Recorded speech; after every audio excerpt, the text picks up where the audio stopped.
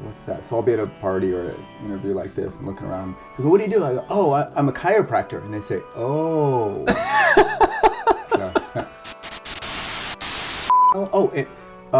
It pain. Yeah. Do you hurt? Yeah. Oh, I mean, that's the big one.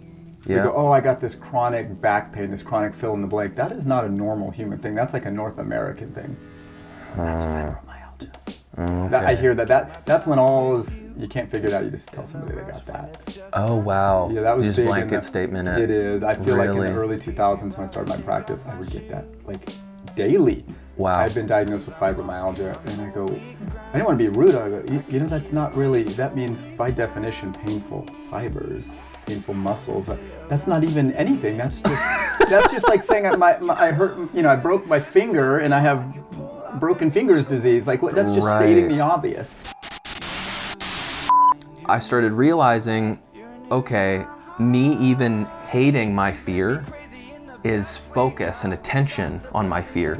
My fear of my fear is actually what's propagating my fear. So here's the solution to that for me. I mean, it's not like, it wasn't an easy thing to do, but I had to come to terms with, if I feel this fear every day for the rest of my life, I'm okay with that.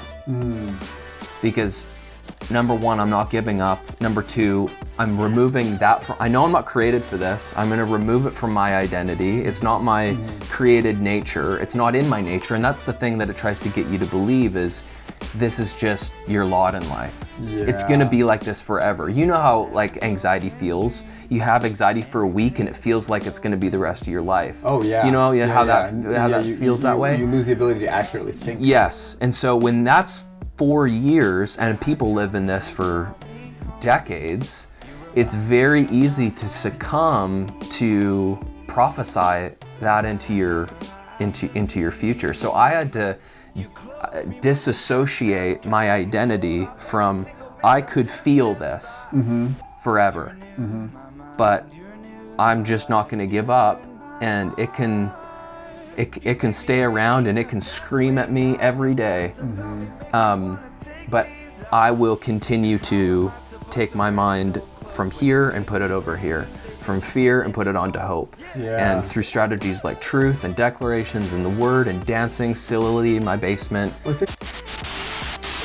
And it's not an automatic, it's not like a Jedi mind trick where I get to control it, but there's times I just put my hand on where it hurts, or I'll have you touch your knee, and I'll just hear what the problem is, or sense it, or see a color, or a feel, or there'll just be something like, I can't not look at your lung right now, like I can't stop, like what, and when I observe what I'm doing, I go, oh, you know, I observe what I'm observing, or I see what I'm seeing, or I notice what I'm noticing. But usually, you know, if I'm stressed out and in a hurry or something, I don't notice anything. Dude, have you ever heard of William Branham? He's one of the... William Branham. He is one of the healing evangelists of the 50s. Kentucky boy, I believe. Born in a little shack in extreme poverty and all kinds of alcoholism and all this crazy stuff. Had just like a radical prophetic call in his life. And his miracles, like Bill Johnson says, his recorded and like documented miracles rival, like it's like the John 14:6 or whatever, you will do greater things than these type thing.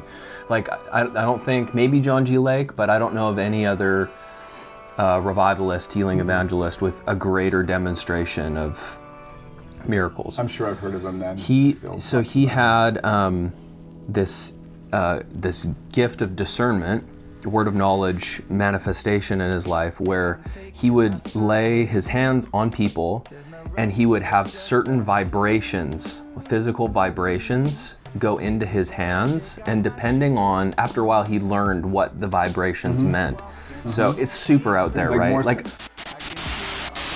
he learned over time to sense which vibrations were what. So certain ones would show him that it was a demonic spirit, a spirit of affliction. So he could discern not only just what part of the body. No, like good, so it was sometimes it was a demonic spirit.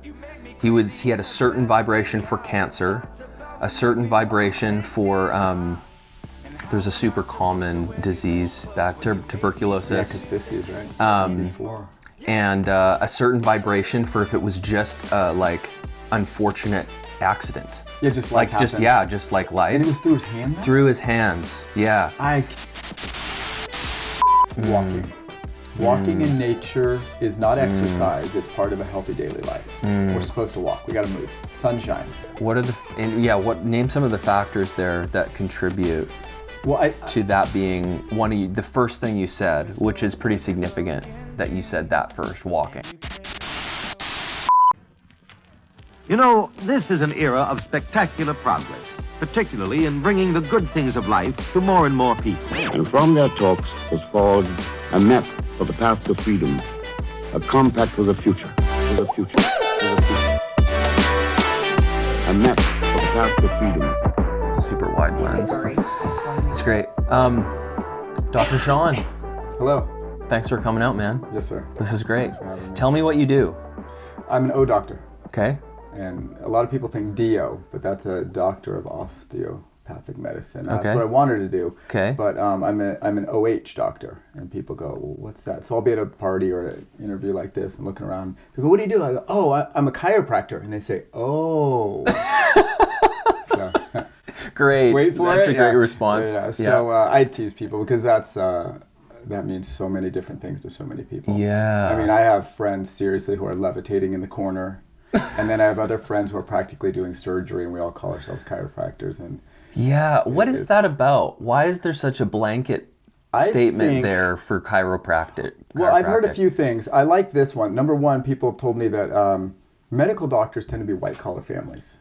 Okay. Chiropractors tend to be blue-collar families. So you get that kind of hustle, something to prove to some degree. Okay. Which is totally me. I mean, I was like, well, my mom always said, oh, you're going to be a doctor, you got great hands. I thought I wanted to be a surgeon. Okay. And then I hurt my shoulder and I went to a medical doctor, and they're like, oh, 6 weeks, put a sling on. I'm thinking, oh, bummer, 6 weeks. I was into weightlifting back then. And Do you hurt at lifting? No, snowboarding. Snowboarding of all things. Terrible snow. I hate the cold. I hated snowboarding, but all my friends wanted to do it. So they strapped me into this slalom board. I don't know anything about, and it's like wood. This is like 2000, what is it now, like 1993 or something. They just put me on this thing and say, get off the lift and just cut back and forth. And I'm thinking, okay, it can't be that hard. I mean, that's it. I've never even skied before. I don't even know if I sledded. I don't know how fast you could go on one of those things, but I hit the top speed. I mean, to the point of they asked me for my thing back, because I was knocking people down, but on my way down, I thought, I'm gonna jump, okay? And I hit this little patch, and I realized real quick that I'm not gonna land right. So I'm looking around, you're kind of picking your landing, and I landed on this little mound I thought was snow, and it was a rock, and all of a sudden I heard, crunch. I'm out cold for a few moments, and I get up, and I'm kind of woozy, my arms hanging. I think, oh, I'm okay. It's just a little stinger, Stinger. That wasn't okay. No. So go to a medical doctor. I would go to the ER in Tahoe, and I sit there for in the ER like 5-6 hours, and I just left finally because they were busy. And so then I get home. Gosh. I'm like this for 6 weeks, and at 6 weeks I can't use my arm. At 8 weeks I can't throw. Like 6 months later I can't throw a ball yet. And I'm also such a great golfer that I hit the ground first golfing. I'm a real athlete, you could tell. And I don't like that either, but all my friends wanted to do it, and so I hit the ground and I dislocate something in my hand. And so I have this bum shoulder and this bum hand, and the only thing I get from, kind of Western medicine is I might have an ibuprofen deficiency. So they keep telling me to take ibuprofen. That's a joke too, wait for it. But my wife nurse laughing in the background. Yeah, we're gonna get her going. We will. Stuff. But so I got this friend. She's like, you got to see my chiropractor friend. Okay. My chiropractor, not friend. And I go in and it just grabs my wrist, and it's not even my visit. It's just like clunk, and I go, oh my gosh, my wrist works again. It does clunk on my neck and my shoulder. I'm going, oh my gosh, I'm whole again. It was. That's radical. It was pretty awesome. I mean, I wasn't debilitated, but it was really messing up life. Yeah. And then I heard, well, he has a private plane, he flies, and he's got a nice. I'm thinking, I'm going to be a chiropractor. Yeah. That was it. That was my research. There's the vision. Yeah, that's my genius of how I chose my career right there. That's amazing. But I think what happens to answer your question is if you're kind of a little on the edgier side or anti-conformist, or you just got a chip on your shoulder or something to prove, or you don't like what you've seen in medicine, the next avenue I would say to go would be chiropractic. Maybe the most accessible avenue for natural people. path too, but chiropractic, at least in California, it's a really broad license. It's almost like you kind of really, I mean, we're always getting ourselves in trouble. Really? I mean, every year I get the letter. You know, the letter. There's a letter. Oh, well, I get it. I get the letter from the board or from a patient's attorney saying, you did this, and it's, no, I didn't. I had one, you told my wife to go off all her antipsychotics, you endangered my children, you ruined my marriage. Oh boy. I'm reading that right before I'm going on to speak at a health food store in front of like 50 people. Great. And I just remember going, I can't feel my feet right now. You know, I'm starting to get like, because I mean, that was stressful, right? And totally. And then, you know, later you do some Googling, you realize he's like a patent attorney, and it's just, they're just messing with me because they're mad and they want some money back. And then, you know, one lady, I find out, you know, one sentence to the board, he hurt me. And my medical doctor confirmed that he hurt my discs in my low back, kind of thing. I'm like, did your medical doctor know I don't do manual adjusting even? And just things like that. But those things are stressful, but anyway, it's just, you know, so there's this kind of division typically between allopathic Western medicine and like natural medicine. Okay. And we seem to be the spokesperson for like the, you know, angry pit bull that's like, we're going to show you. It just is. And, you know, I don't know. It must be in my genes. You said allopathic medicine? You kind of like. What is that? Basically sick, pain-based medicine. Okay. Western medicine is more treat what we would call the disease, I would call the symptoms of the disease. Mm-hmm. So like... so good. Outside of trauma anyway. So if you take trauma, American medicine especially, we're brilliant. I mean, you watch these shows. I mean, I know people that do this stuff. These surgeons, they're amazing. Urgent care in America is brilliant. Top notch. But when it comes to like preventative or just getting people well, what we call well is very different. Your labs look great, you're well. No.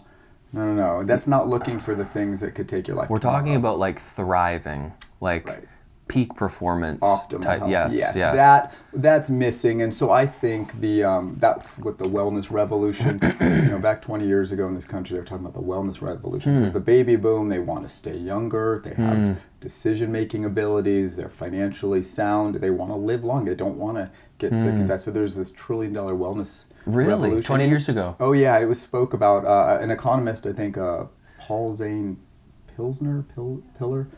In California? He wrote a book. Well, this was the Nation. Yeah, this was. He wrote a book about. He's an economist saying, "Hey, this wellness is $1 trillion industry." And what's interesting is it kind of skipped. I feel like my profession, and you know what? Who took it and ran?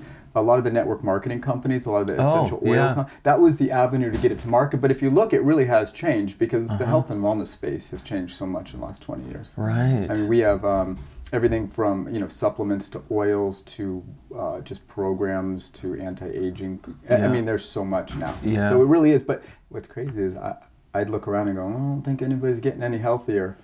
We're not getting smaller. We are getting stronger and more athletic. That's for sure. I mean, I have patients that are, you know, they're 10 years older than me, you know, 20, 30 pounds overweight, but they go do a triathlon.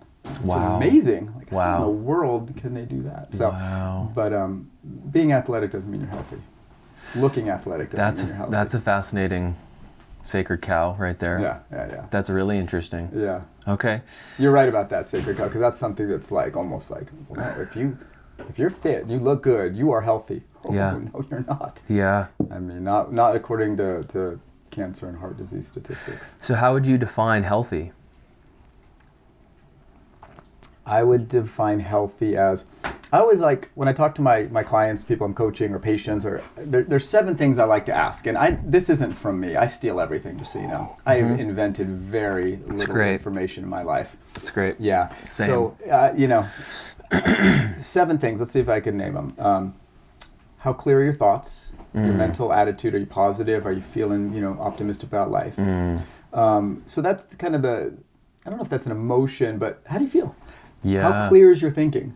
Like, are you saying the wrong word all the time? Are you transposing numbers all the time, or is your brain working the way it used to? So you kind of your attitude, your clarity of thought. How well are you sleeping? How well are you digesting? How many inches you got? You know, are you getting bigger or smaller? If that's your goal, Interesting. you should. Your body wants a certain size, right? Doesn't mean weight, but what is your weight? That's a good one too, right? Yeah. And see, I got lost. There's 6. There's one more in there. But fine. you know, like that's to me. If you could say, "Oh, I'm thinking clearly and I'm optimistic, and I've lost those extra inches. I'm not carrying around a bunch of extra weight or fluid retention, and the scale is within a healthy range of, you know, where I was in my prime, if you ever were there." Yep. Sometimes you don't know what that is, and you're digesting well. Oh, it pain. Yeah. Do you hurt? Yeah. Oh, I mean, that's the big one. Yeah. You go, oh, I got this chronic back pain, this chronic fill in the blank. That is not a normal human thing. That's like a North American thing. That's fibromyalgia. Okay. I hear that's when all is, you can't figure it out. You just tell somebody they got that. Oh, wow. Yeah, that was just big blanket statement. It is. I feel like in Really? the early 2000s when I started my practice, I would get that like daily. Wow. I've been diagnosed with fibromyalgia, and I go, I didn't want to be rude. I go, you know, that's not really, that means by definition painful fibers, painful muscles. That's not even anything. That's just like saying I hurt, you know, I broke my finger and I have broken fingers disease. Like what? That's just stating the obvious. So I think with people, we try to say, well, let's unpack this a little bit. Yeah. And, you know, I trained with some good doctors, and they helped me learn to.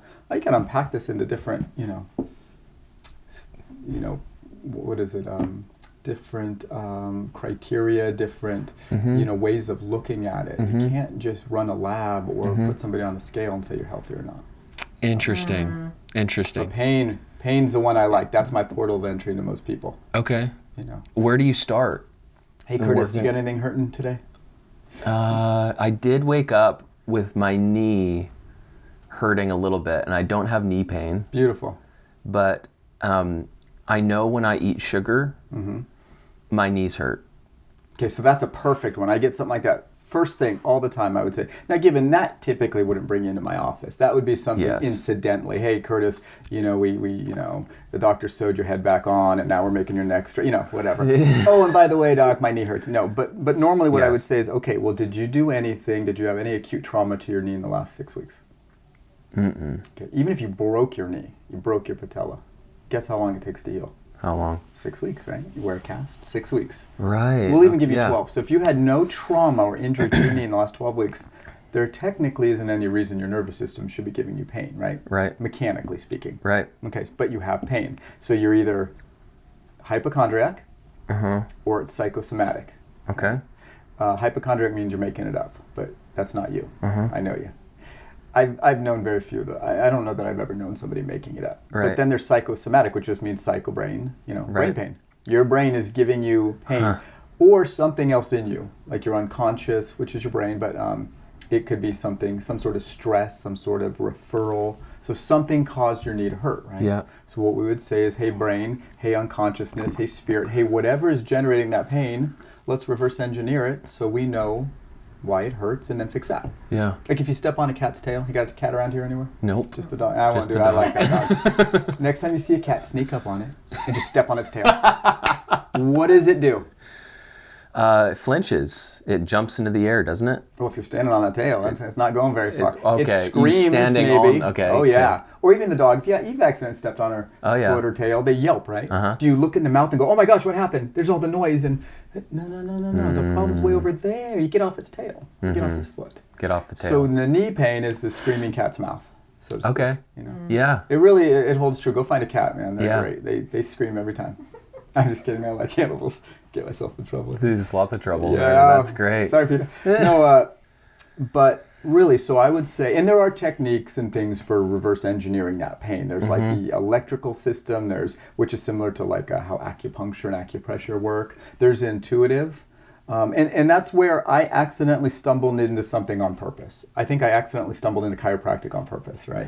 Why I thought I was getting into this, I think the Lord had a different plan for me. He laughed. Oh, a plane, huh, buddy? We're going to... You think that's what's going to happen in your life? No. But I don't see me being in this place in life, in this position in life, in this kind of headspace if I didn't go through that. Totally. But I mean, I could put my hand sometime, and it's not an automatic, and it's not like a Jedi mind trick where I get to control it, but there's times I just put my hand on where it hurts, or I'll have you touch your knee, and I'll just hear what the problem is, or sense it, or see a color, or a feel, or there'll just be something like, I can't not look at your lung right now. Like, I can't stop. Like, what? And when I observe what I'm doing, I go, oh, I observe what I'm observing, or I see what I'm seeing, or I notice what I'm noticing.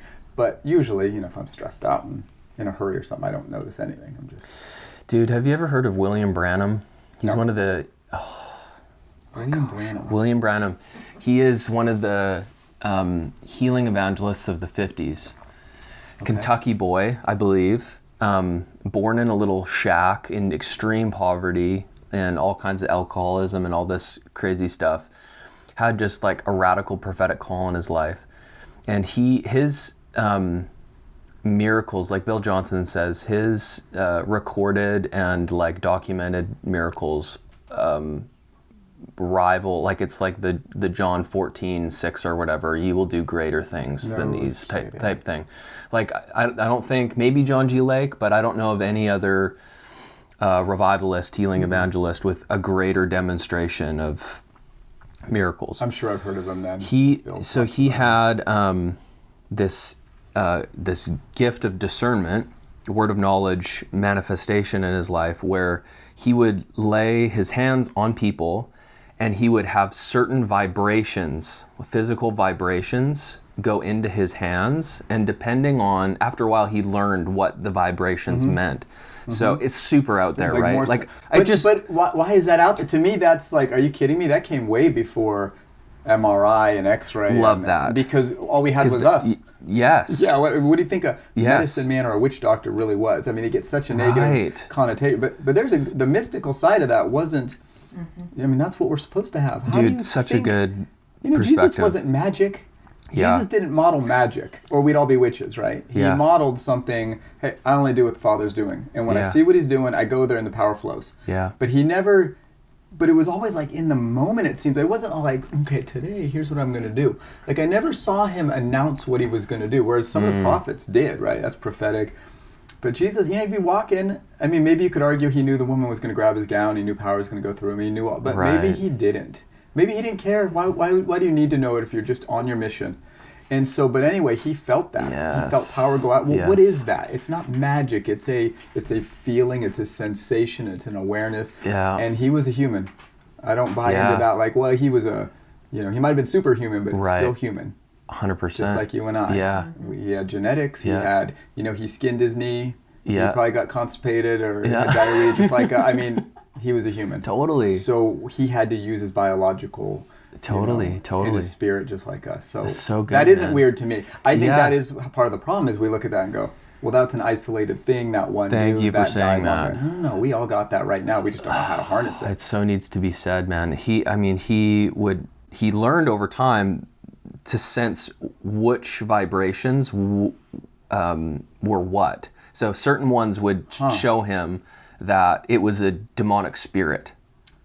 A spirit of affliction. So he could discern not only just what part of the body, no, like good, so it was sometimes it was a demonic spirit. He had a certain vibration for cancer, a certain vibration for there's a super common disease back to tuberculosis. Yeah, because 50s, right? Before.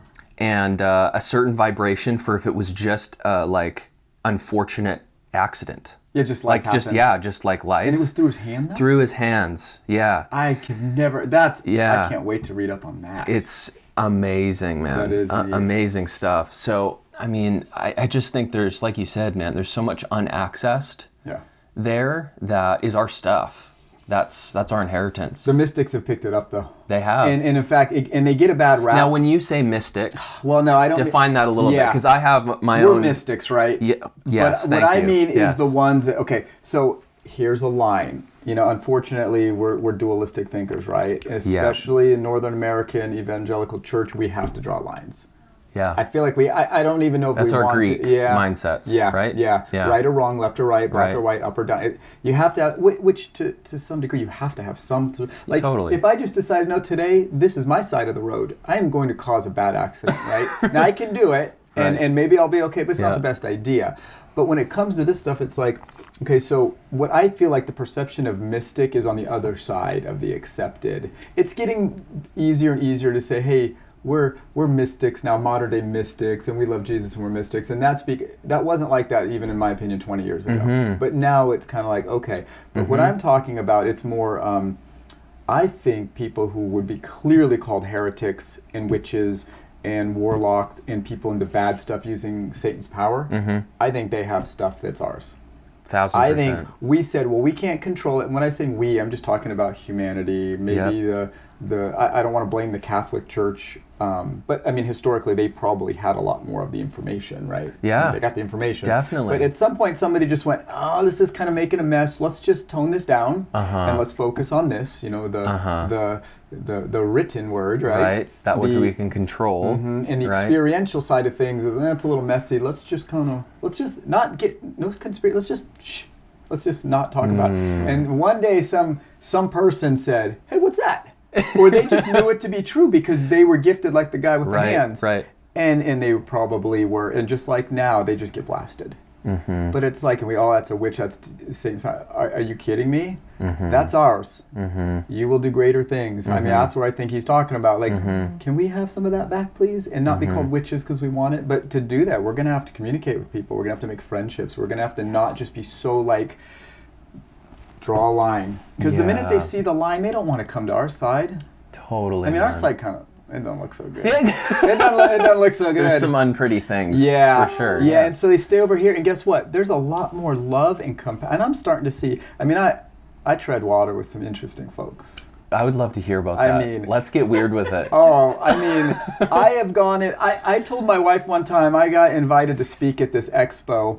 And maybe it wasn't. I mean, that sounds so glamorous. I probably bought a booth, and then I get like my 20-minute bit, right? Sure. So I go, and this is, it was like a New Age expo, and I told Renee, I go, Renee, don't be worried, but watch, I'm going to show up, and there'll be somebody with a purple robe and a scepter right when I get there, Okay. I'm not joking you. I walk in the foyer.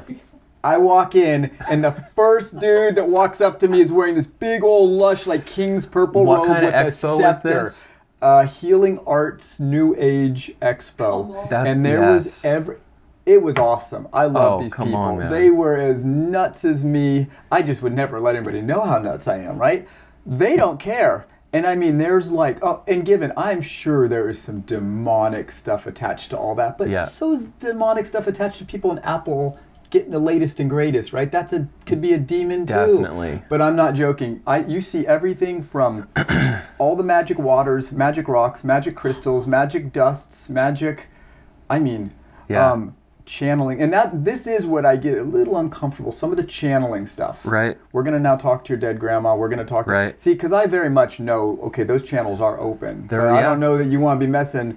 Those are like the channels you think, I got this covered. This is harmless. They've given me control and dominion. And then one day you get. It's like, I know there's scripture talks about it. It's real, man. I mean, Saul brought Samuel back from the dead. And it didn't say it was like it didn't say it was a demon. It said it was the spirit of Samuel, the prophet. Oh yeah, and that Saul brought back. And he still had his persona. He was not in a spirit like kingdom of God, heaven of all heavens that doesn't inherit flesh and blood. He was like, dude, why'd you wake me up? He was mad. The way I read that, he was like, what? Yeah. Why you wake me up? Yeah. What's up? He was a little pissed. Yeah, he was. Yeah. And what's interesting, Saul left the one medium, and maybe that was dumb luck, or maybe that was just my plan B. And that last mystic medium, that's when I say what I kind of meant by that. That person connected Saul to the prophet, God's, one of God's beloved prophets. Like, okay, well, how bad could that person have been to be able to do that? Maybe they weren't bad at all. Maybe they were misunderstood. Maybe they just, nobody ever broke it down to him in a way. They were too busy persecuting him and killing them all. But either way, that's bizarre, right? That sleep, that slumber. That messes everybody's theology up there. It does. It's like, what do you want to talk about that? You want to explain that to me? Well... Well, if it happened once, then it happens. Totally. So anyway, but yeah, there was a lot of that going on, man.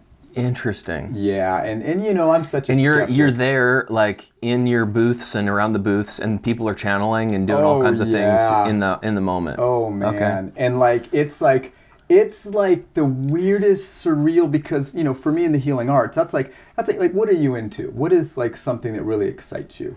Like what's a hobby or a passion you have? As of late, I actually love mechanics turning wrenches on my truck. So imagine going to the biggest expo on DIY or building hot rods or diesel, sure. like the SEMA Diesel Brothers are here, and you're just like, this is so awesome. But at the same time, there's all kinds of hustle. There's all kinds of like, seedy stuff going on. They're stealing your car out in the parking lot. Like it has that feeling to it. Like it's exciting, but also you're kind of, I'm a little on edge too because like I don't want to let my guard down. But then I'm like, well, what is my guard? Is that fear? Is that the spirit? Or is that, it's very confusing. But I just decided, Lord, you know my heart. You got me. I'm just going to have fun with these people. That's good. And it's interesting, though, because there are people, and I'll tell you what, there are people in those environments that are healing. Yeah. And I don't care if you say, well, that's placebo, that healing's healing. Yeah. So what do you say to that? Oh, that's their healing. I mean, it almost sounds like when you're reading the Old Testament and the Pharisees, like, well, he's casting out demons by... the devil. Right. She's like, what are you talking about? Right. Like, how could you have right. So it's so funny to see a modern day, biblical account of it. And it's still going on, and how it's messy stuff though. Yeah. It's in these bizarre places with very strange people, but the people who seem to be attracted to those are the people that don't fit into our Sunday morning pretty church. Yeah, which is unfortunate. Because I think we need those. And we need the ones, we're the body, right? And so we need the weird, which actually isn't weird. Yeah. Because we just define weird as its own little category. Yeah. But looking at, I think, heaven's standard, and the Bible is super weird, dude. It's just chock full of the most gnarly, doesn't make sense, uncomfortable realities and stories. Stacked on top of each other. I have a friend who just told me that the other day. He's like, I sent him a message, and this one I had a hard time with. I forget the gal's name. I was talking to an executive coach, and he gave me her name. He's like, I can only handle her in bits and pieces. And I don't remember her name, but I just remember, if you've heard of David Hogan. Oh. She's the female version of David Hogan. Really? Yeah, she's... Nancy freaking Cohen. Cohen, yeah. I'm like, I'm going to mess with my buddy. Tara, if you're listening, I'm going to send this to him. Because he's really wrestling with, his whole spiritual journey, and he's just kicking butt.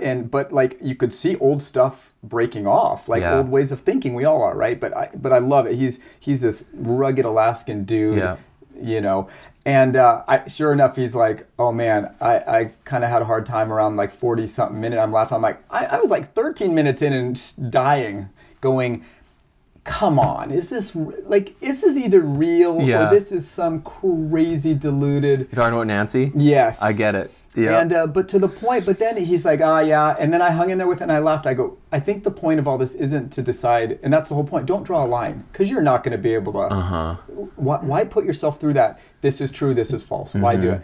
And I said, we do serve a God with talking donkeys and floating axe heads. Yeah, and I said spaceships. And that always gets people like, dude, did you say UFO? I'm like, no, they're identified. It says it right there. It's a chariot of fire. What, would you really think it's a Roman dude on a chariot? Who's the driver? How do you get your driver's license for a chariot of fire?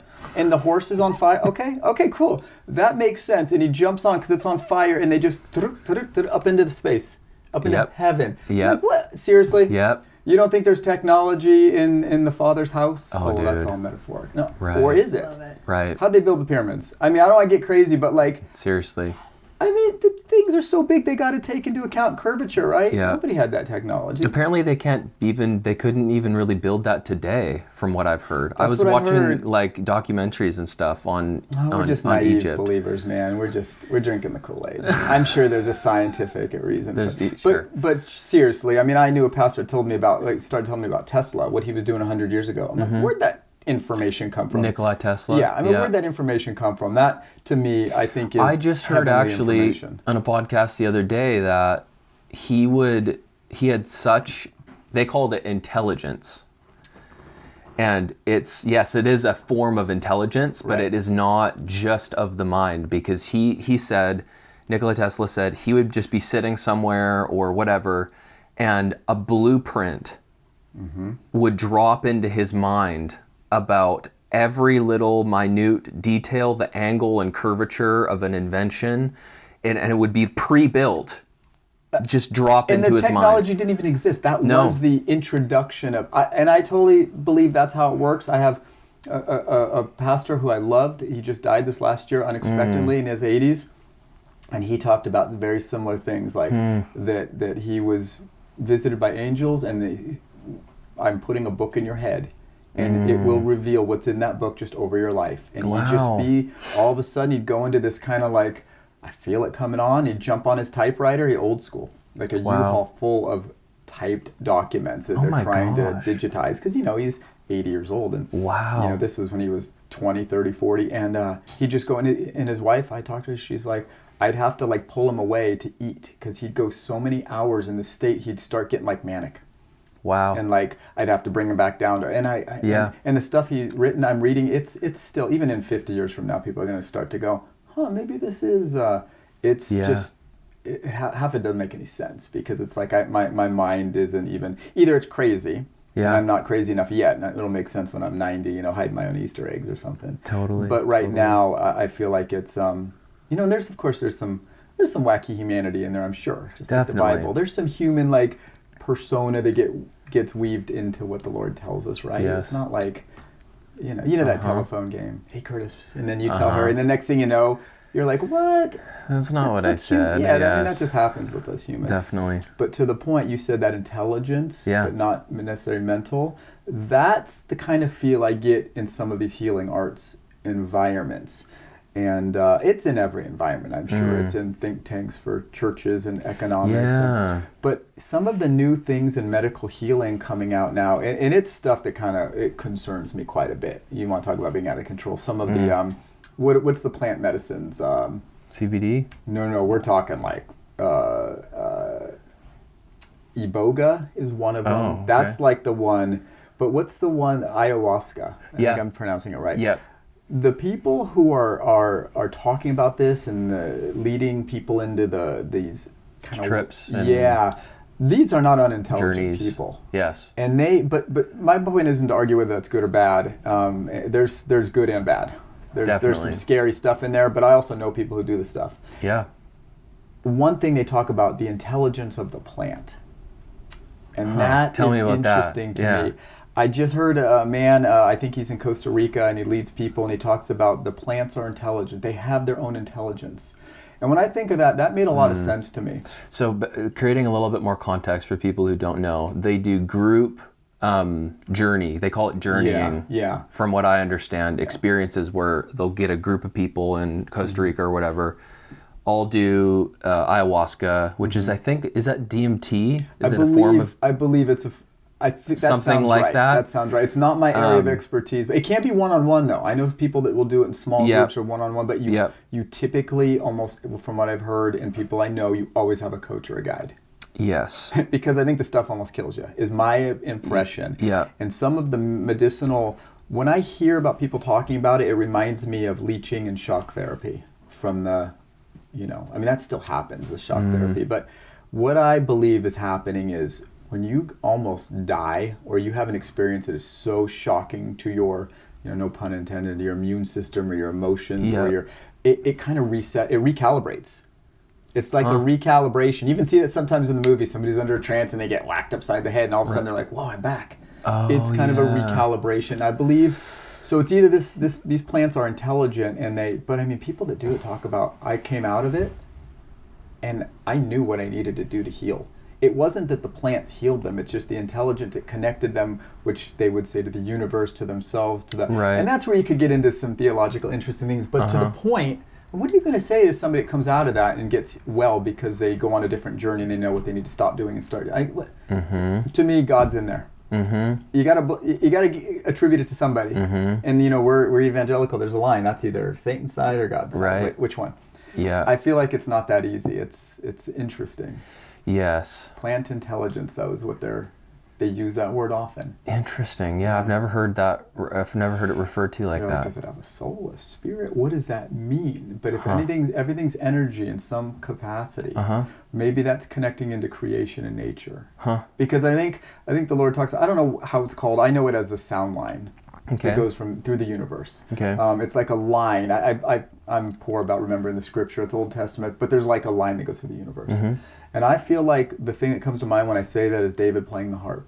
Okay, when he was playing the harp, I feel like he just grabbed onto that sound line, that frequency of creation, and the demons had to go.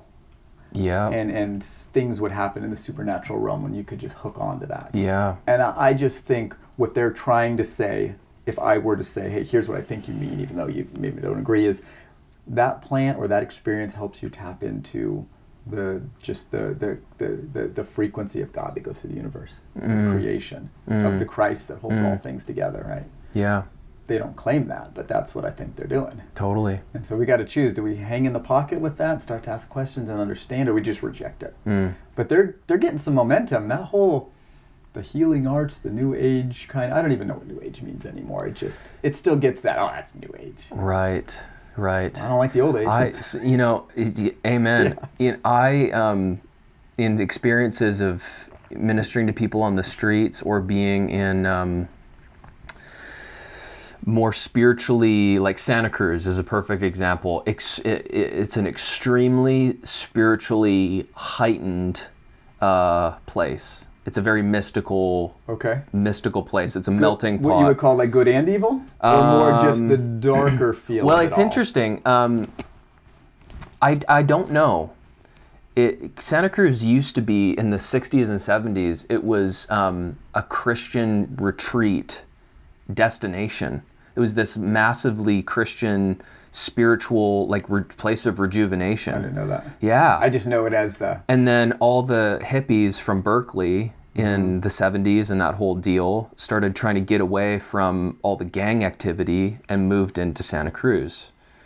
And now it's a kind of a hippie new age. So when I show up there as a believer who's not afraid of darkness, I feel it's like an open heaven.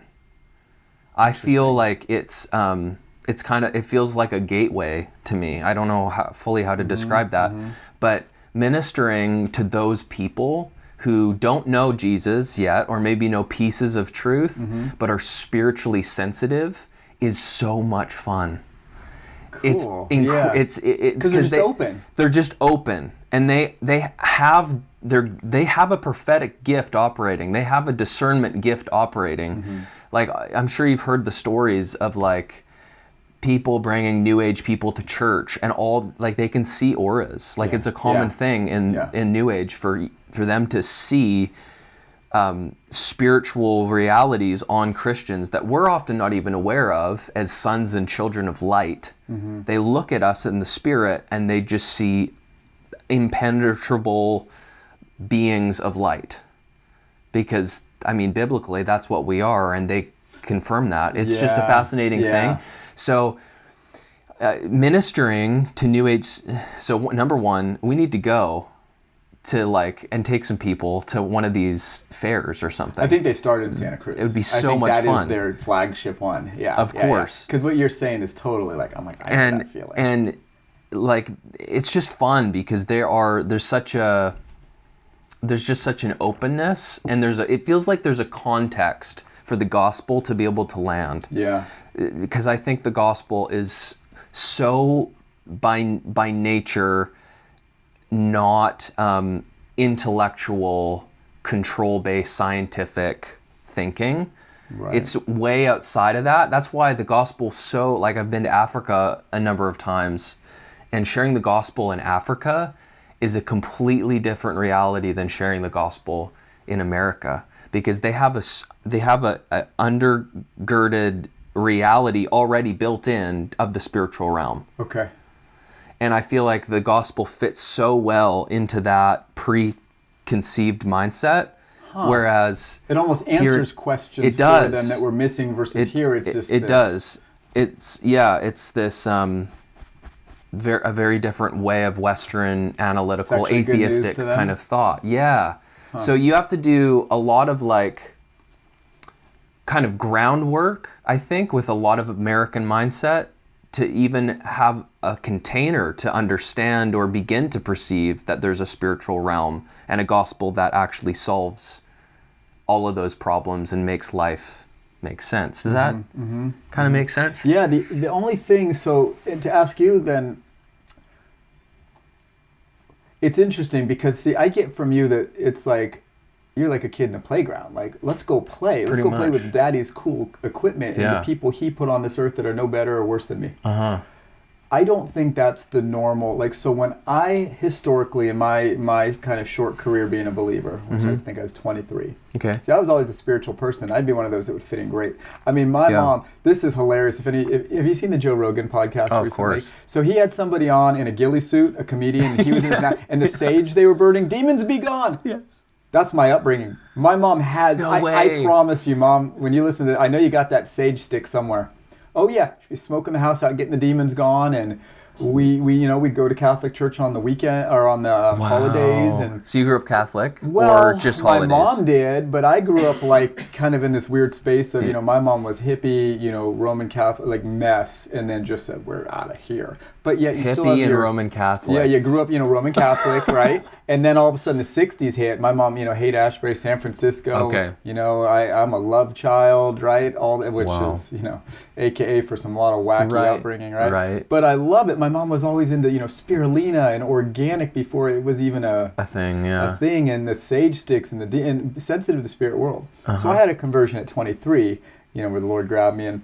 But since that, and then I was a good soldier for the Lord, right? And from what I got, like, it was almost like, I don't know if it was ever spoken to me, but it was very clear, look, we need to go in there and save those people, get them saved. I'm like, well, I mean, I get that to a degree, but like, the minute our intention is, I mean, it just creates a hierarchy of we got it figured out and you don't, and we're going into your house to try to convince you that you are wrong and there's a better way, but we're going to do it in love.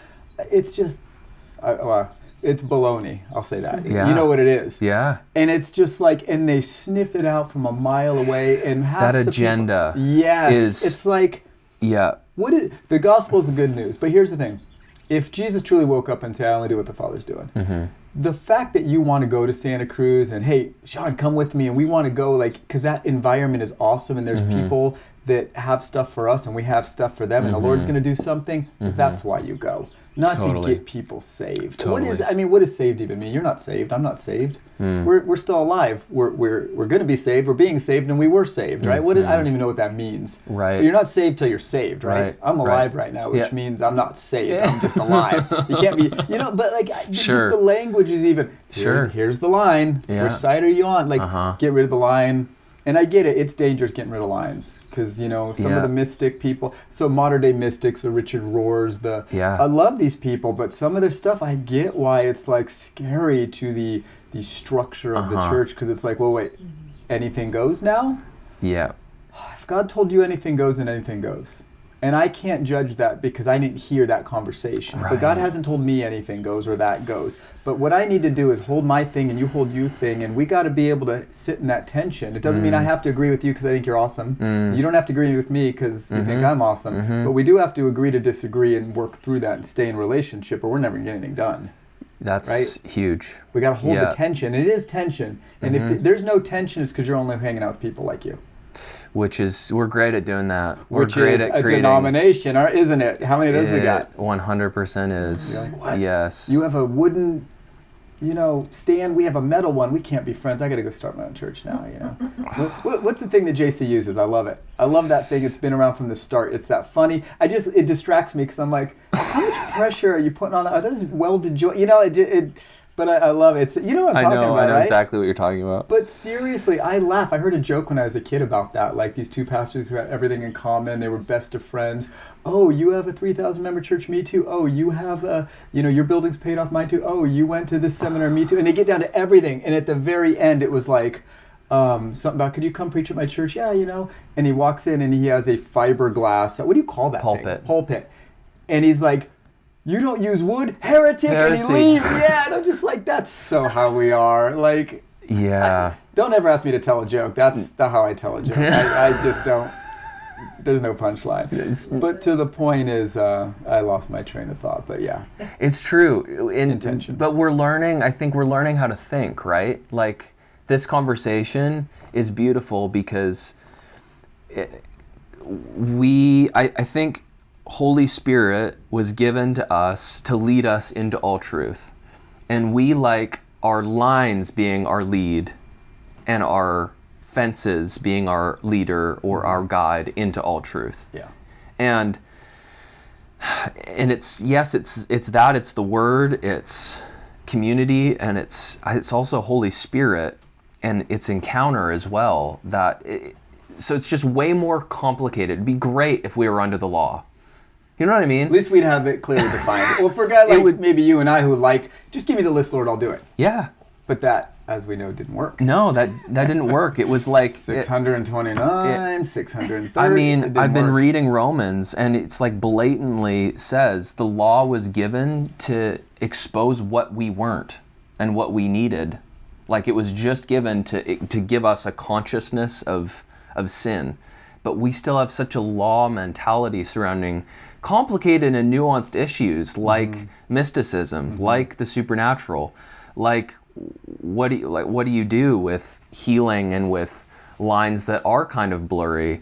I think there's something really beautiful that Christians particularly need to understand about going on a journey of I don't know. Like I trust Holy Spirit to lead me into all truth, but I'm not going to assume every time that I have the exclusive 100% knowledge or the corner on the market on salvation, on the gospel, but it's a tension, right? So it's just an interesting. But doesn't that translate into well beyond? See, that's the thing. That's not just a religious, spiritual debate. That's a business debate. Yeah. That's a healthcare debate. That's a politics debate. Right. That's the same thing. Like, who we are, but we're so fragmented in this North American life. Like, can you take these same conversations into work? Can you take them into? What if you go to your lead pastor in a denominational church that's funding your startup church, and you decide to have this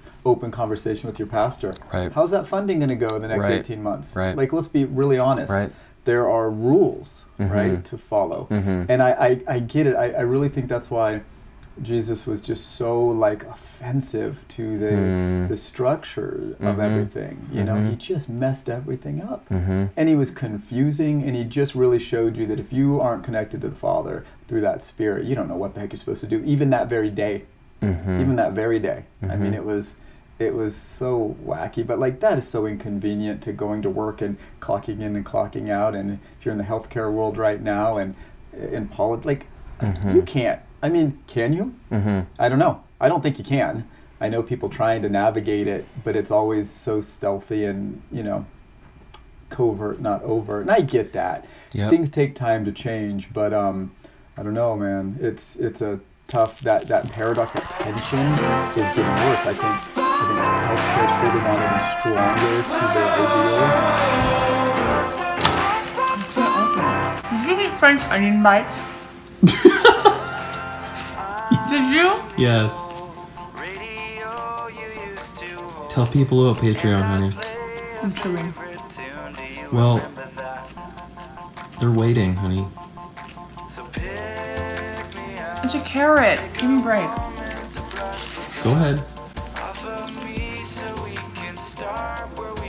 If you like the podcast, you can donate $1 a month on Patreon to help support the podcast. I said the podcast too many times tonight. It's fine. Also, eat your vegetables. And this dip. I'd like to probably do it again. I think the politics are holding on stronger to their ideals, and I just don't. I don't know how it does seem like it's going to get a little worse before it gets better, and I think everything just breaks, and then it's like this rebirth. What's your perception? I want to ask you two things, both deep rabbit trails or deep holes, conversational holes, let's put it that way. What's your perspective on Corona and what's going on right now? Really curious about that. And number two, kind of going back to our previous, how would you, I'm really curious as to your perception of the spiritual world and maybe how you would articulate that to someone who has never even considered the reality. Like, so there's something about the spirit realm that the mechanics of it super fascinate me. Yeah. That even ties into some of what you were sharing earlier about my perception of you affects you regardless of whether you're aware of it or not. And that ties into spirit realm. There's a lot there. So I'll let you choose which one you want to. I learned more. This is silly, but I can't get this out of my head, so I'm going to speak it. I don't know where I was. I've done some corporate training, just management training. I was contracted to do in, I think, 9 states over the last 6 months. And I don't remember where I was. Probably, like, I was in Idaho and Montana. Just such nice people. Just nice. Like, there's no other word to just say, these are just nice people. Yeah. And but I was somewhere. And there's this young man in the front, and maybe by the Lord's design, I would hope he could know that's me and reach out. He was from a company, young. He kind of seemed maybe ethnic, Hispanic young man, very, very mild-mannered, sitting in the front row, really attentive, just a kind person you could tell. And he represented HR from his company, and I love it. This hit me as, here's spiritual, divine moment for me. I asked some question about touch in the workplace, because I love to make people squirm a little bit. I say, hey, let's talk about touch in the workplace. Or I joke around, I say, hey, I'm going to write a book called What I've Learned from Appropriately Touching 10,000 Women. Because that's what I do for work, right? So and good. I look at the HR guy, and I finally got a chuckle out of it. And I asked him a question, and the most brilliant answer that I think answers your question. You know what he told me? With any legal HR kind of question, guess what the answer always is? 2 words. It depends. Corona. So here's what gets crazy about something like that. We know placebo. Yeah. Placebo's not fake. Right. Your brain and your unconscious and your pharmacy can create everything you need. Killer T cells, B cells, macrophages. I'm going to go on. These cells, they got great names too. They're like Rambo So you just names. refer to placebo as your internal pharmacy. Is that correct? Well, so here's what placebo is. Yeah. It's your body deciding to mobilize that. It's always mobilized. Let's just say you have an immune system, okay? That's just like saying there's a car out there in the driveway. I don't know if it's going anywhere or not. There's a lot of other factors. Keys, is the battery charged? Do you know how to drive it? But you have an immune system. That's your vehicle, right? Whoa. So in your body, it is that complicated. Yeah, well, you got it could it in be your totally body. Dysfunctional. Oh, totally. It could be confused. Autoimmune. That's the body attacking. It's confused, but it's the same immune system that works. It's just working in the wrong way. Right. Just like I could take a truck and drive it through your shed out there, and that's not what it's intended to do, but I could do it, right? Or I could go 4-wheeling and get stuck in the mud. And cause so there's all these possibilities. So you have an immune system. Placebo and nocebo, I think, are on the sides of that. Placebo is, I believe I could get well. And if I believe I could get well, I'm going to start the engine and mobilize my immune system. But it's already working. It knows its job. Okay. But that's where we get into weird things. Well, like, okay, an infant baby, does it know its job? Is it pure and perfect? But then you go, no, it's been influenced by a mother. It's been influenced by genetics. Yep. It's been influenced by the almost horrendous sometimes coming into this world with bright lights and forceps and drugs and stress and doctors running around and doctors who had too much to drink the night before and nurses that are super kind and nurses that are just cranky and on schedule and a mother and a husband that are fighting. And I mean, so that baby's born into this world. Is it truly free to do what it's meant to do at that point? I don't even think at that point it is. It depends. There's those words. On all those things I just said, and what was mom's health and dad's health when they and conceived. Even generations back health, because all that affects everything. It's crazy. So then you go, okay, but let's just assume the body's working the way it's supposed to. Corona comes along, okay? Do you think you're going to get it? Do you think you're going to die from it? Me personally, yes. I definitely don't think I'm going to die from it, and I don't think I'd even get it. Okay. Do you think you'll be exposed to it? Probably. And reject and deny it? I would agree. Yeah. I feel that way too. I take this the wrong way. Hopefully none of my patients now listen to it, but no, I tell them, I said, I believe I've been exposed to it already, and probably a couple months ago. Yeah. And I believe I either I was asymptomatic or I probably got a little sore throat, or you know what happens when I get sick? My back hurts. Whoa. My back hurts. Huh. My family will all get a cold, a flu, a virus, allergies. They get all that cough, cold. I never get that. I mean, maybe once every few years, a little sore throat. My back hurts. Interesting. No acute injury. It's just how my body manifests. And I got the whole theory of, well, viruses live in the dorsal nerve roots of my spinal column, and when one frequency hits, that frequency wakes up in resonance and goes, hey, maybe we should party, and it causes back pain down my nerve, right? That's a whole nother thing. But my paradigm, so your paradigm is really important. If you feel like you're going to get corona and you're going to be just fine, your immune system goes, well, he's the boss. If you think I'm going to get corona and I'm going to suffer greatly and I might die, there's a better chance that's going to happen than the other. Now, given it's not absolutes, but it depends. It depends. Just like, but we know there's a correlation between fear, prophesying. Fear is like the prophecy of the demonic realm, in my opinion. Yeah. It's like, I mean, Job said it, like, what I have feared has come upon me. Yes. There's something about a spiritual reality even, and it's subtle stuff. But it's not an excuse for, like, blatant, blatantly ignoring simple, basic things like washing your hands. Right. You know what I mean? Common sense. What we would call common sense. Common sense. Right. So that we're not talking about that because we believe in that, but there really is something about fear that tends to draw. It's like a permission slip, I think, it's an open door. It's a nocebo, which means that will make you sick physiologically, mentally, emotionally, and I believe spiritually. I mean, listen, if we were to break this down, you're 50% flesh, 50% spirit. Let's just say that. Sure. You're half human, half spirit, right? Sure. We don't even get it, how it merges. Right. Heck if I know. Right. You know, we still look up for heaven and down for, right? Like, Right. Ingrained in us. But somewhere we have two worlds superseding, or not superseding, just synergistically converged on each other, right? Your spirit can't live without your body. Your body can't live without your spirit. As humans, I believe that's how God created. That's my opinion. I don't know. Yeah. I'm sure somebody theologically say, you're right. But that's just how I see it. And I have had a pastor break it down to me. Somebody that I felt was very demanded respect and had credentials. And he says, look, your mind, if you're physically depressed and not caring for yourself and your blood sugar's off and you're fearful mentally and anxious, not only are you going to affect your body in a nocebo kind of way, because you start to make your immune system confused and scared and stressed, because you can't fight or flight and kick butt killing viruses at the same time. Because when we get stressed out, oh my gosh, I'm stressed, blood sugar goes up, blood pressure goes up, minerals go up, your gut stops digesting. I mean, your gut's your immune system. It's your second brain. So you're in this, like, I got to get out of danger. You're like, somebody's breaking in, somebody's assaulting me, I got to run for it. You can't fight common colds and viruses. Your immune system plummets in that moment, your digestion, because you're trying to get out of danger. Yeah. So we stay stuck in this low level fight or flight. We're not really there. We're not like the lion chasing the gazelle, heart rate of million, but we're like in this low level. Well, blood sugar's a little bit up, and blood pressure's a little bit up, and blood minerals are a little bit, like, no markers of stress, but not like way up here, but not normal. And that, I feel like, just diminishes our immune system. It weakens it, it confuses it, and then we get stressed and fearful.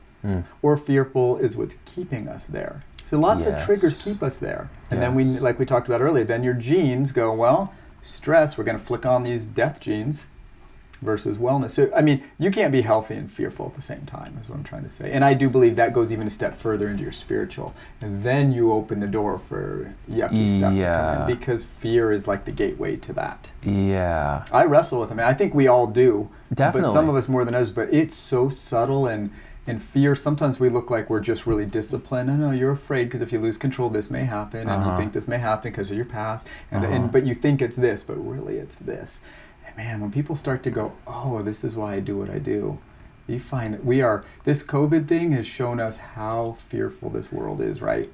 Yeah. Pandemic of fear. Yep. I mean, there's some common sense with, like you said, like, this thing, people are dying from this thing.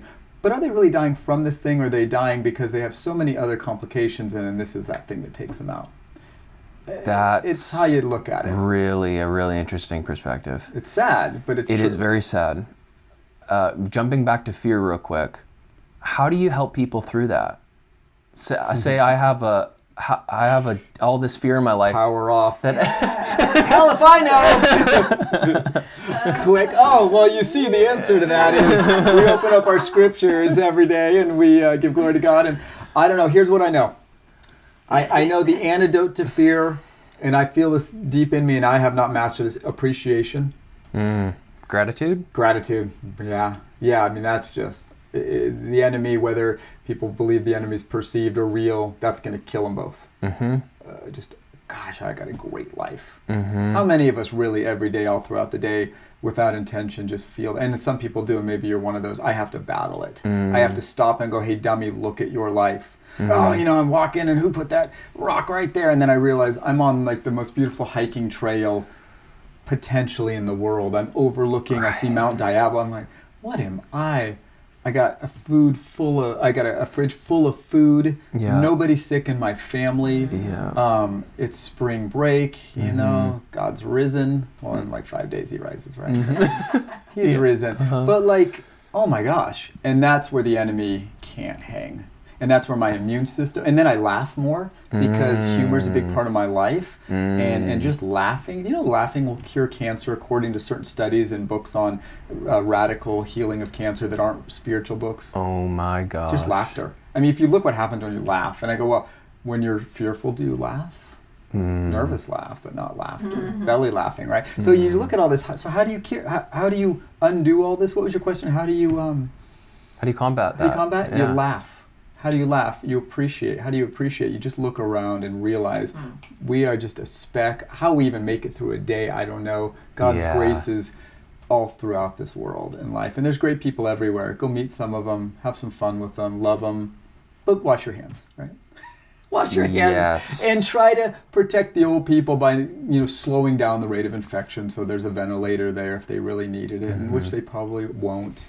But, you just kind of use some common sense there is what I say. But the big picture, gratitude, appreciation, truth, I bet Jesus laughed a bit. I bet he did, I wish it doesn't really say, does it? You ever read any scriptures about laughter? No.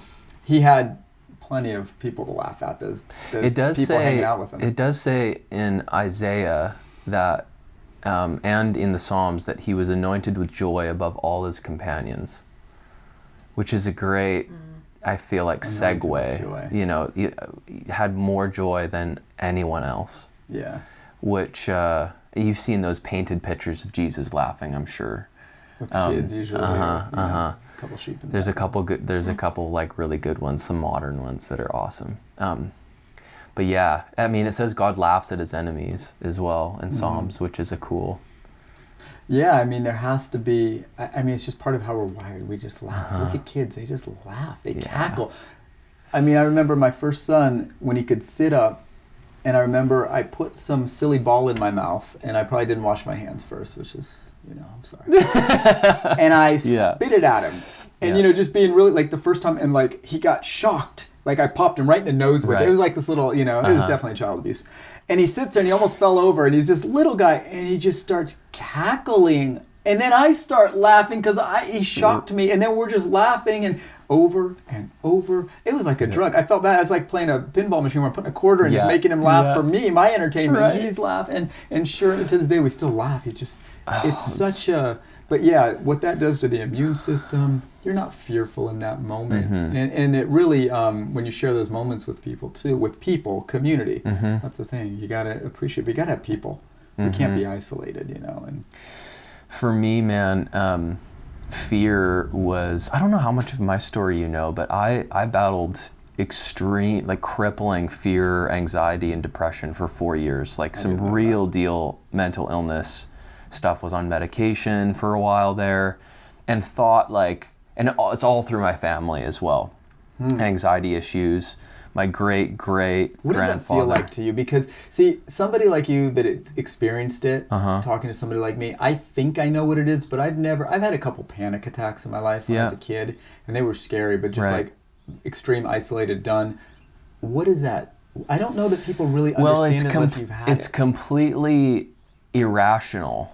In the sense of, like, I woke up every morning for about 3.5 years, and the second my eyes would open, I would be, it's like a horror movie. I'm living inside of a horror movie that I cannot control, that nothing's even really wrong in my external circumstances of life, but my emotions are so jacked and sharp, and I'm so afraid. I'm afraid of my fear, because I can't, there's no control. Is it like impending doom? Like, are you afraid for your life? Are you afraid for ridicule? What, like for you, what was it?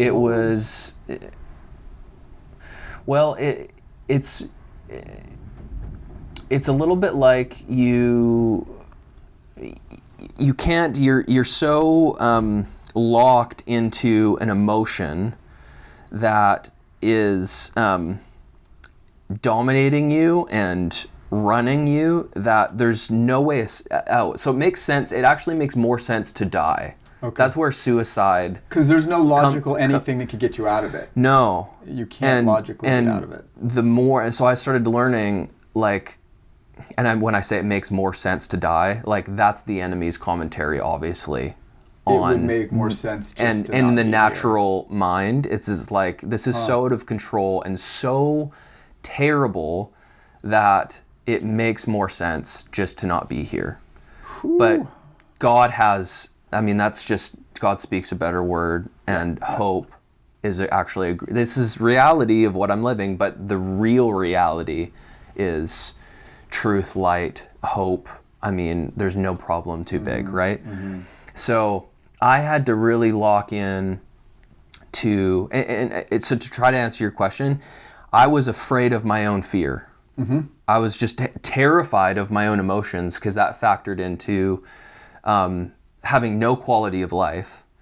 I have to, like, every fiber of my being and my energy is contributed to just being normal, just trying to live a normal-ish life so I can function and do things and make it through my day and not go too deep the suicidal mindset rabbit trail. So what looks like just a kind of an average day to me was your energy was just trying to live that. Every little ounce of my energy is, I choose not to give up. I choose not to give up. I don't care how intense it is today. I don't care how many panic attacks I have today. I won't give up. This isn't who I am. Doing things like, I bought a Nintendo Wii, and I bought the game Just Dance, and I would dance alone in my little basement area, because it was a strategy to get me out of the mindset. Is the last, when you're depressed and fearful for your life, the last thing you want to do is dance to silly pop music. But it was a strategy that the Lord showed me to interrupt that deal. And so I started learning all these little kind of silly tools. But the main one that I think I started to understand was fear is all about attention. Like the enemy's strategy, I had a number of prophetic dreams and things where the Lord started to teach me the facade of the enemy. Like, here's a great dream. I was in this kind of wilderness, like treed expanse area, and there's a clearing, and then there's this big house. Mm-hmm. And I was kind of walking along, and I could see inside this house there was these witches running around inside the house, running around and doing all this stuff. And oh no, I'm sorry, I skipped a part. I was walking through a field, huge grizzly bear harassing a woman, massive grizzly bear, and I run over to get the bear's attention. Mm-hmm. And it starts charging me, and I pick up a massive stone, a huge stone, and I chuck the stone at the bear, and the bear becomes the house. Okay. And I see all this witchcraft and stuff happening inside the house. And as the stone's flying through the air, the stone, hits the house. You know how dreams are, super weird. Yeah. The house, I realize, is just a false front. Okay. And it's what looks like this massive, fortress crumbles down. Like a set on a movie. It's nothing. Yeah. There's nothing actually there. Huh. And it was the Lord teaching me about how the demonic realm works and how the spirit of intimidation works. Yeah. Which is all about focus and attention. And so does gratitude. Mm-hmm. And so does, I think it's been referred to as attention is the currency of the spiritual realm. Yeah. If that makes sense. Yeah. And so I started realizing, okay, me even hating my fear is focus and attention on my fear. My fear of my fear is actually what's propagating my fear. So here's the solution to that for me. I mean, it's not like, it wasn't an easy thing to do, but I had to come to terms with, if I feel this fear every day for the rest of my life, I'm okay with that. Because number one, I'm not giving up. Number two, I'm removing that from, I know I'm not created for this. I'm going to remove it from my identity. It's not my created nature. It's not in my nature. And that's the thing that it tries to get you to believe is this is just your lot in life. It's going to be like this forever. You know how like anxiety feels. You have anxiety for a week and it feels like it's going to be the rest of your life. Oh yeah. You know how that feels that way? You lose the ability to accurately think. Yes. And so when that's 4 years and people live in this for decades, it's very easy to succumb to prophesy that into your future. So I had to disassociate my identity from, I could feel this forever, but I'm just not going to give up, and it can stay around and it can scream at me every day. But I will continue to take my mind from here and put it over here, from fear and put it onto hope. And through strategies like truth and declarations and the word and dancing sillily in my basement. Well, I think so many people too, people came and we prayed over that and the Lord wouldn't take it. Well, you just explained, sometimes the Lord takes it, but usually the Lord does not take it. Usually Spirit of Truth will come in and tell you, hey, just so you know, that's not going anywhere. But the more you understand it by choice, choosing to look what's behind the scenes, choosing to remember a dream like that over, and prophesying the truth to you that can't harm me. That's there, but it's not what I thought it was. And then the enemy's always, no, it is, and you guys say it is, and it is, and it isn't. And that becomes, like you said, your observation, your choice, but it's what you choose, how you choose to look at it, your perception of it too, right? Because if you now perceive that anxiety as something that has actually created a lot of strength in you, pretty soon what the enemy meant for harm becomes like, oh dude, it's so crazy. What's next? Like the whole Graham Cook, I got a problem today. Oh, you got one, I didn't get one. I read that, I go, that's so ridiculous, but like, wouldn't it be great to get to a point where, because I'm still rattled when things don't go right. I get over it. It takes me about 15 minutes to be mature and say, the Lord's got this. But for those 15 minutes or 15 days or rattled. Decade, I'm right just there with grumpy and rattled. And, oh, and my wife's like, what's wrong with you? And I'm just being dumb. I'm just choosing to look at it in the old fearful way, not the, I wonder what the Lord's going to do with this. Or, that really wasn't fair. Like, we try not to say 4-letter F words in my house. But sometimes I have to accept it just wasn't fair. I got that parking ticket when I didn't do anything wrong. Right. And it went to collections. And now that $12 parking ticket is $187. And I'm just not going to get it back.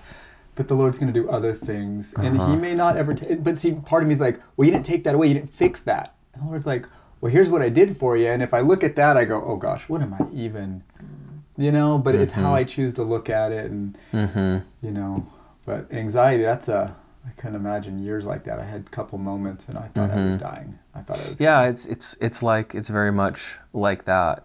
And it's a weird deal because it's it's emotional. It's your body's built-in fight or flight response to extreme danger. And even if there's no danger, but your fight or flight system is doing your danger. perception is that you're about to die, and so your whole body prepares for that and then reality. We get autoimmune and cancer and heart disease and all these degenerative, even the CDC long ago before COVID said, hey, I think they said 93% of all preventable disease is stress related.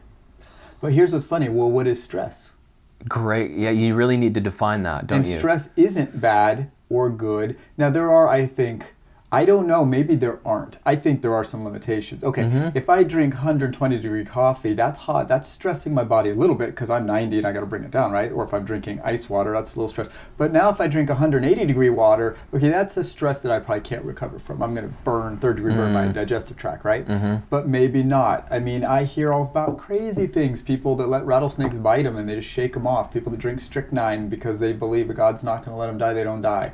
Like, that's supposed to be an absolute, right? You drink strychnine, you're supposed to die. But it gets into, that's that whole biology of belief, perception, crazy, weird, fringe stuff that, well, in that new age. No, I don't know what it is, but that's how important perception is. So this COVID thing's a great example. I mean, I have heard of friends, people I know, in such fear of this, they're like guns loaded by the bed, and way beyond that even. They probably got all the toilet paper in their garage and they just haven't told me. Right. Who's got it? Right. Who's got the toilet paper? Who's got it? I'm using one ply and it cracks me up because I don't know, toilet paper. Toilet paper. It just was what happens. But yeah, I mean, this COVID thing's a big deal. But I mean, you guys, when you look at the Center for Disease Control and you look and go, 40 to 60,000 people in the last few years on average, depending on what year, died of the flu. Okay. Typically during the 4 months, November, December, January, February. I'm pretty sure that's, or it's that, if you do the math and the outlier, I mean, what is that, 10,000 people for those 4 months? Right. How many has the COVID killed? I mean, it's killed a lot, right? 6,000 now? We're not even up to the normal flu. Right. I mean, you know how many people died yesterday from hospital infections? They thought they had COVID, they went in, they didn't, now they're dead? How many? On average, 200 a day in our country. Every day, 365 days a year. That's called a nosocomial infection. Medical errors, bad drug interactions, alcohol, smoking. Oh my gosh. You know how many people, car accidents, suicide. Right. I believe, what's the number in our country? I believe it's, I had it. I think it's like 40 or 60 people a day die of suicide. I mean, you add all those up and then you look at, this is all preventable. This is our fear and life and choices, and then this though we don't have control over, and this is where our attention is, and it's created a pandemic, and it's our economy is gonna be weird for the next 2 years, likely over the. No, that's not prophetic. That's just what I heard from a real smart financial guy. I just go, wow, that was odd, and then you have your conspiracy theories, and you have this, and you have that, and I know nurses that tell me I've seen in my neighborhood. I'm watching people die. I'm like, wow. And then I have another one saying, oh my goodness, the only problem we have is all these people who think they have COVID that don't even need to be hospitalized coming in to get tested. They just need to stay home. That's the stress of the hospital. It's not even sick. And all these things in between. So all I know is we can only do what we know to do, right? Which is the hope, truth, accurate thinking. That's good. Wash your hands once in a while. I love it. My poor hands are all shrunken up right now. Those darn alcohol wipes, that is not good, not sustainable. Oh, man, I was laughing. I had something in the office. I'm like, what are we going to use? Because patients are still coming in. We prop the door open, you wash in, you wash out. We're being really careful. And I found this stuff. I think it's called barbicide. I mean, right on it. First thing it says kills HIV. I'm like, this will kill the corona, right? I'm like, I don't know what this is going to do to me, but we're killing viruses. Put it in a spray bottle, like Windex. Dump it on. Yeah. Okay, babe, before I forget, what was your Just Dance? Was it like Eye of the Tiger, or which one was it on the Wii? Oh, man. Do you remember? I had a few of them. It was a lot of 70s stuff, and then there was... Because Just Dance, I remember all that playlist. Just Dance 2, I don't remember so many. But I might have been Just Dance 3 that I had. He's a little younger than that. You probably got yours at the thrift store, your Wii. I think I got it on eBay. There you go, for like $9 or something. Came with 100 games. I can't remember. All right, well, there's a song about money. It was fun. You're lucky we don't have enough room here. I don't want you to hurt the dog. I want to see the moves. Dude, give me a couple bullet point keys to health. Oh, right on. Yeah, just in general, or even in this season with COVID and all that. Not necessarily even in the season. I mean, it'll affect for in sure. a positive way. But it's even the same answer. Or maybe you're learning something that you're excited about right now, or like there's something fresh that you're like, oh, this new thing. Yeah, well, I'm a huge fan of simple. Yeah. I mean, I think most of my patients, clients, people I talk to, they're doing things that are way too advanced for where they are. They want to skip. And some of it's they don't know, and some of it's they just don't want to, or they don't trust me. Like I'll have somebody that's an executive at Apple, and they make more money in a day than I made last year, and they have anything at their disposal. How is your walking going this week? Oh, I haven't had time. I did it twice. Like, do you realize that's the very thing stopping you of getting your results? But you're trying to buy them or doing... And sometimes it's not lazy. Sometimes like, wait, you went to the gym 7 times and did this spin class and your heart came out of your mouth and you had to put it back down there. But I can't get you to walk. I'm like, okay, so it's either you don't believe me or what is it really? And that's where we get into like, what is it really? That's a good question always to like, what really is it? But walking. Walking in nature is not exercise. It's part of a healthy daily life. We're supposed to walk. We got to move. Sunshine. What are name some of the factors there that contribute to that being the first thing you said, which is pretty significant that you said that first, walking. Yeah, I think walking in nature. See, when you're on a treadmill, you're being walked. You know, you're not a dog, right? Yes. We walk. Yes. Walking in nature. Oh, but it's raining out. Well, humans are waterproof last time I checked. There is even an inner strength that comes from walking in bad weather, in hot weather. Like, we are tough. That's one thing. We don't know how tough we are. Humans are so tough. Yeah. And I watch my wife have babies. I think I'd rather die than do that. I'm still traumatized. I don't know how she's over it. And she did it 4 times. I mean, seriously, I'm still traumatized. I start going like, yeah, definitely. Man. But walking in nature, because nature is therapy. Nature, it allows us to get out in the expanse where we're not, and we got to get off paved surfaces, go explore. You know, risk rolling an ankle once in a while. It's okay. Like that exploring and that uneven surfaces, it makes our brain stronger. It's going to strengthen your ankles actually, and probably and make you, neurologically. I mean, 1/3 of our body's ability to walk and navigate comes from your feet. Yeah. Older people shuffle. They've been walking on smooth surfaces their whole life. You got to get off the smooth surfaces. There was a book I read years back called Anti-Fragile. Fascinating. And it talked about how comfort is killing us. Oh, done. Yeah. Yes. So get out and walk. I know it pains me to get my shoes muddy. Oh, it pains me. It pains me, but you got to get your shoes dirty. Yeah. You got to be cold. You got to be hot. You got to be uncomfortable. Yeah. This is how we find our inner strength. And when we find our inner strength, when we're really cold and really hot, our immune system perks up. When we don't eat for a while, our immune system perks up. Yeah. It's when we do habitually the same thing every single day, we're killing ourselves. We are just killing ourselves. So stop it. Interrupt it. You know? Don't be so routined unless you are completely unroutine. Then maybe a routine will only kill you. Do that. If you're so rigid with everything, mess up your schedule. Let somebody else mess it up for you. Yeah. We got to, but walking in nature, preferably sunshine if it's there. Okay. If not, deal with it anyway. You know, at least a half hour a day. Just simple things like don't start the day with sugar. Yeah. Most people wake up with too much glucose in their blood. Already because they run out in the night because their liver's not healthy. They're hypoglycemic. Their body had to release a stress hormone called cortisol and they wake up with 100 milligrams of sugar in their blood. Well, the doctors say that's normal. Well, it wasn't normal 20 years ago. It's funny how the ranges are going. Really? I thought that was normal. Gosh, it was 60 to 75. Tell me about that. I grew up with a diabetic friend. Yeah. So sad. He got poison oak. Yeah. He was given steroids. Body went into an autoimmune. Prednisone. You know how many people get on prednisone? That stuff will wreck you. Killed his pancreas, type 1 diabetic for life. So I know a lot about diabetes. I know a lot about, Cheerios is healthy. Cheerios? What is Cheerios? I love Cheerios and gluten-free and General Mills and all that. Great, I grew up on Cheerios, but Cheerios is sugar. Yeah. It's refined carbohydrates. As you're chewing it, it's turning to glucose. Yeah. You have to release insulin, you got to take insulin. Anyhow, what we're doing is we're waking up with too much sugar in our blood already. It used to be 60 to 75 milligrams per deciliter, and then it was up to 85, and then 99 when I started practice. And I just spoke to a client not too long ago in nursing school, and they said 120 is being taught as normal now. In other words, Americans are just full of sugar, and we're just getting bigger and heavier and more pre-diabetic, which is insulin resistance, and we're calling it normal. Oh my gosh, do you know how it messes up the thyroid, it messes up metabolism, messes up emotions, moods, everything. It's just... Goodness. So when you wake up, don't put sugar in your body. And people say, oh, how about oatmeal with fruit? No sugar added. Well, what is oatmeal? It's sugar. Yeah. It's refined carb. What is fruit?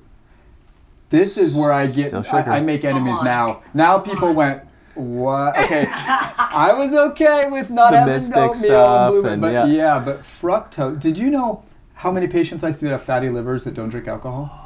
So ethyl alcohol has to convert in the liver. We all know what alcohol does to the liver. Fructose is a close second in terms of how it stresses the liver. So you get a fatty liver from fruit. What? My doctor said fruit and vegetables was healthy. Well, what you heard was, I'll eat this much iceberg lettuce and 19 bananas a day. Well, that is not healthy. But that's what people are doing. Bananas, grapes, raisins. What do we give kids? Goldfish, puffs, Pop-Tarts, raisins, oranges, all the high glycemic foods. It's just sugar, sugar, sugar. Yeah. You know, so don't eat sugar for breakfast. People Yeah. are like, the horror. What do I eat? Animal protein, unless you're vegetarian. Then eat eggs and maybe some whole milk plain yogurt and cheese or something. What if you're a vegan? You're stuck with, I guess, beans and organic, maybe some organic edamame and avocado and nuts. What do you like doing for breakfast? I'm an egg guy. Yeah. I eat a lot of eggs. Yeah. How do you do your eggs? Well, I'm sloppy and lazy. I just scramble them up with whatever's left from. Usually it's last night's dinner scrambled into eggs. Yeah. I had meatloaf for breakfast yesterday. Come on, man. My kids, though, they're great. They make the eggs all nice. My son Keenan, he makes the best eggs. I mean, the kitchen suffers from it, but he makes the best eggs. But yeah, things like that. My treat at night, and same thing, don't end the day with sugar. Yeah. Alcohol, sugar. Alcohol has no metabolic pathway other than fat storage via insulin. So if you're going to have a glass of wine, don't have it right before bed. Yeah. You're gonna wake up at 2 a.m. going, why am I awake? Must be perimenopause. I have a hot flash. That's why. Oh yeah, it's most of the time. Really? I mean, poor women age 44 to 54 is like the worst healthcare I've seen.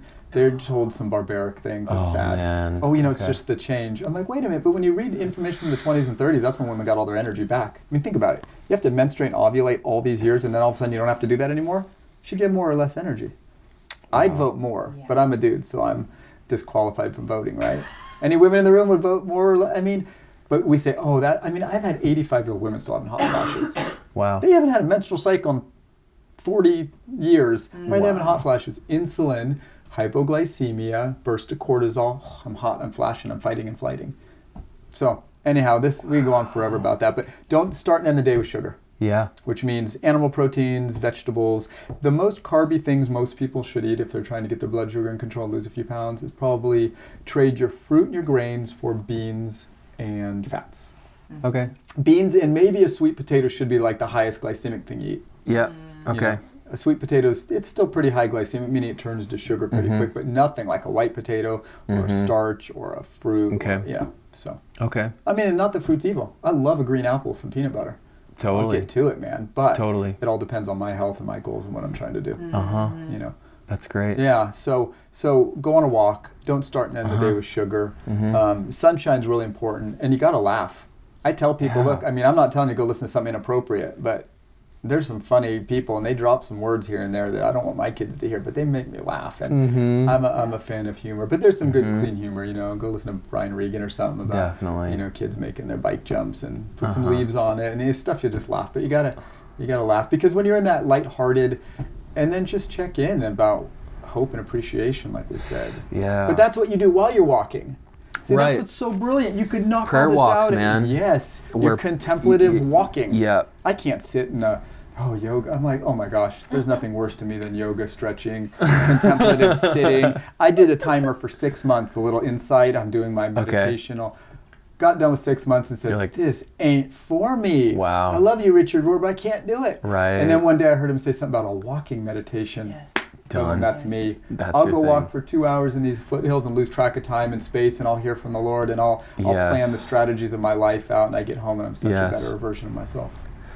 I so relate to that. There's something about, I think us kinesthetic, tactile learners, for me, like oftentimes I need to do motor function in my body that I associate with emotion. It's like I have I'm like so dialed in that space. So prayer walking, which is so not like religiously, it's so much more than just like reciting. How do you use your highlighter on the Bible when you're walking? Exactly. Yeah, exactly. It's more, it's like a two-way communication. It's a communion with the Lord. With creation. With creation itself. What holds creation together? Jesus, which is very clear in Colossians. The Spirit of Christ that holds all things together. Yeah. That is this. Yeah. go get in it. Yeah, get in it, man. It's like guilt by association, man. You get out there and you will, through osmosis, just start to be well. I mean, I've even heard weird things about the energetic field of the earth and our energy, and we're charged by the earth. But guess what? If you concrete everything, you're not charged by the earth anymore. No. So God gave us nature. It's very therapeutic. And here's the thing, though. The trade-off is, and not only do you need or maybe could or should or ought to or want to do those things, the other things most people are doing to be well is making them sick. Sometimes the very thing you're doing, because there's a lot of people who take supplements, but their paradigm isn't supplements, and they take them and they're making themselves sick. Or there's people that are eating so vegan or vegetarian or organic or gluten-free, and it's because it's putting a burden on them. They're putting a yoke on themselves that doesn't need to be there, and they're ignoring this simple thing. And if they would just stop doing that and go back to the basics and build from, it might take 1,000 steps to get well or get where you want in life, but guess what step you got to start with? One. Yeah. You can't skip steps or you pay the price. Right. Just we know that in business and checking and anything. What happens if you take too much money out before you put it in? Overdraft. We all know how that works. Debt. We all know how that works. Sometimes you got to do that, but you just we got to follow. We got to take the right steps. So that's good, what I try to do in practice is just say, hey, and it's shocking and almost embarrassing. Sometimes I feel like, am I even worth my value? I just spent an hour on the phone with somebody who paid me quite a bit to tell them to go on a walk without your dog and your kids. That was the big epiphany. I found out she was walking, but and the next day, oh my gosh, that was the best walk ever. I went by myself. Breakthrough for that lady. She's not upset. I'm the one who's got to work out that. Right. She just paid me $100 to tell her to leave her dog and kids at home. Who wouldn't take your dog on a walk? So sometimes you just got to keep it simple. Yeah. We are way too complex, I think. That's really good. That's really good to hear, because in our information age and in our biohacking mindsets and in our, give me 5 simple steps or maybe 5 complicated steps to, but the cool thing is, man, that these keys to breakthrough, I really feel like are in front of us. They're right there. It's sleep well. Yeah. Really protect your sleep hygiene. Yeah. Drink good quality water. Right. Lots of good quality water. Right. Take care of your mindsets. You living in yesterday, tomorrow, or today. Yeah. Just by refocusing on today, you will lower so many of the stress responses that are messing up your health.